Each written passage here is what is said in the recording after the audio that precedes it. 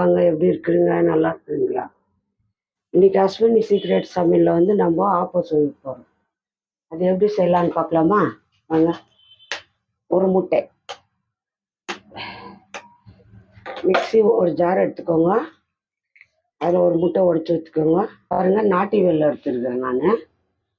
உங்கள்கிட்ட இந்த வெல்லம் இருந்தால் வேறு அது வடிகட்டி எடுத்துக்கோங்க. இது நாட்டு வெல்லம், மண் இல்லாத இருக்கும்.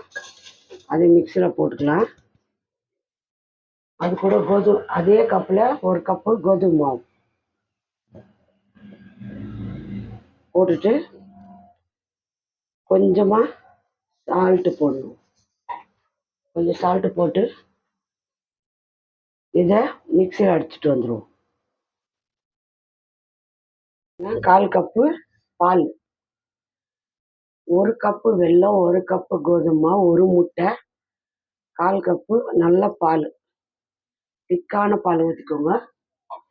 அவ்வளோதான், மிக்சியில் அடிச்சுட்டு வந்துடலாம். பாருங்க, மிக்சியில் நல்லா நைஸாக அரைச்சிக்கோங்க. இதில் கொஞ்சம் பால் ஊற்றி அரைங்க. 1/2 கப்பு பால் ஊற்றிக்கோங்க. தண்ணியெல்லாம் ஜாஸ்தி ஊற்றக்கூடாது.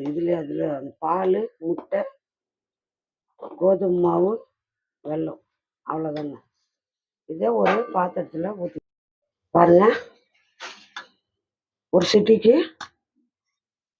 ஆப்ப சோடா போட்டுக்கோங்க. ஒரு சிட்டிக்கு சோடா, ஆப்ப சோடா போட்டு பாருங்க. எண்ணெய் சூடாயிடுச்சு. நம்ம ஒரு கரண்டி எடுத்துக்குவோம். பாருங்க, நல்லா மாவு வந்து எண்ணெய் காஞ்சி பிறகு கொஞ்சம் கரண்டியில் எடுத்து ஊற்றிடுங்க. இந்த மாதிரி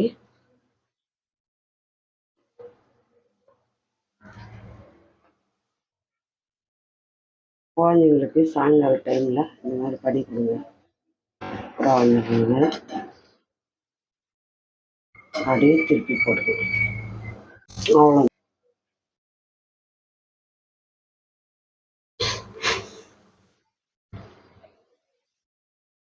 டக்குன்னு சாயங்காலம்னா ஸ்நாக்ஸ் பண்ணிடலாம். இது பசங்களுக்கெல்லாம் ரொம்ப பிடிக்கும்.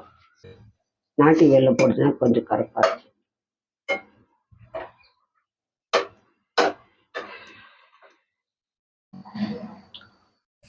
பாருங்க, எல்லாம் சுட்டுட்டோம்.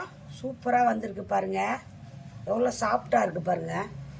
பாருங்க, பால், முட்டை, நம்ம பால், முட்டை, கோதுமை மாவு, வெல்லம் போட்டுருக்குறோம்.